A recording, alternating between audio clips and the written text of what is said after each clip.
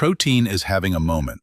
It's in your cereal, your water, your candy bars, and your social feed, where everyone's protein maxing and telling you that you need way, way more of it.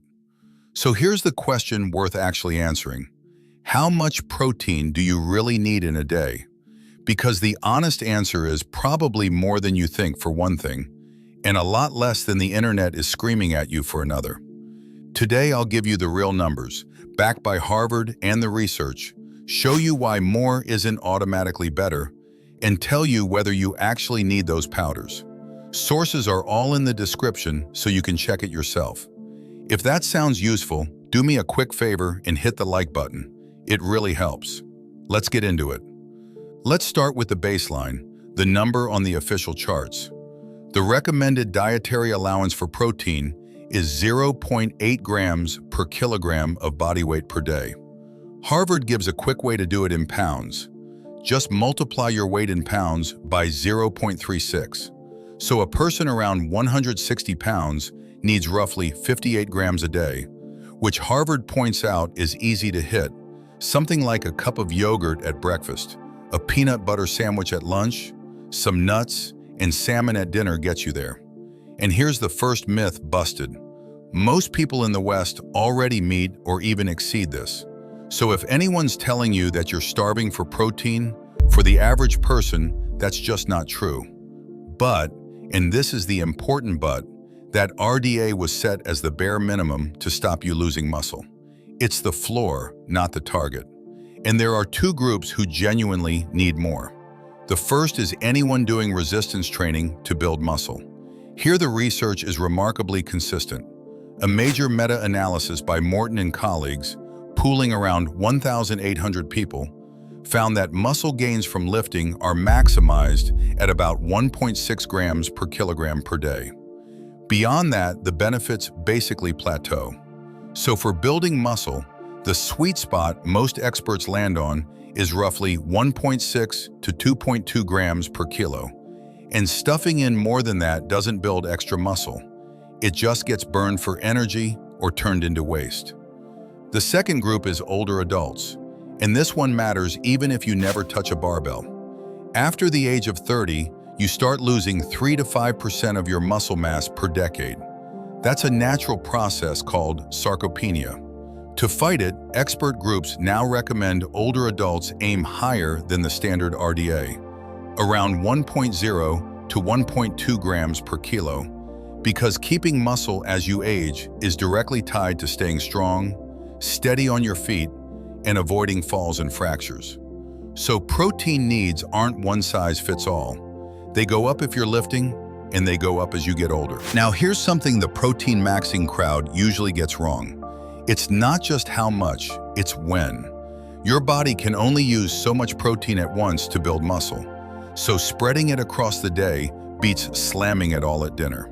The research suggests aiming for protein at each of 3 or 4 meals. Very roughly 20 to 40 grams a meal works better than one giant hit. Think eggs at breakfast, not just a huge steak at night. And quick reminder, if a breakdown like this is useful to you, all of my sources are linked in the description below so you can read the actual studies. Now let's tackle the big fear. Is too much protein dangerous? You've probably heard it wrecks your kidneys, so let's be clear and fair about this.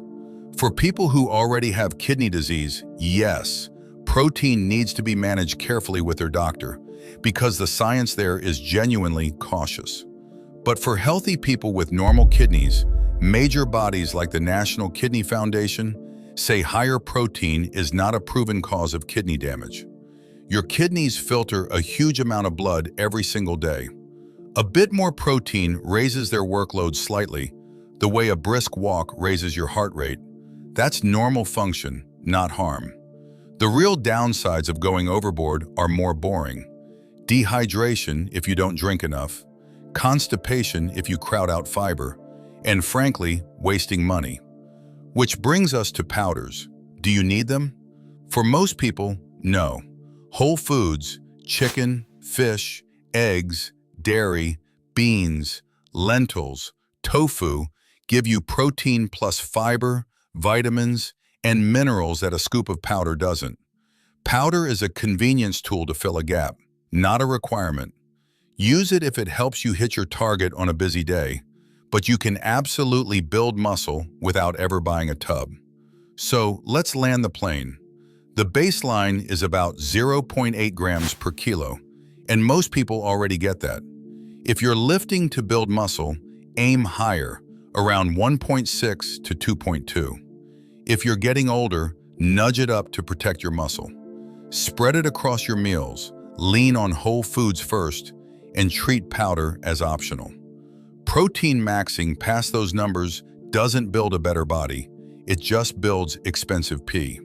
Quick note, I'm not a doctor and this isn't medical advice. So if you've got a kidney condition, talk to yours before changing your protein intake.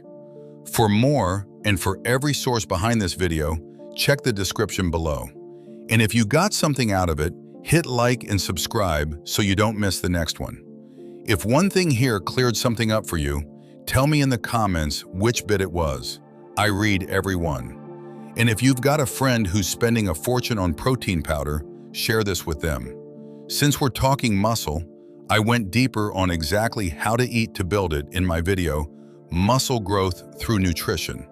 You can watch it right here.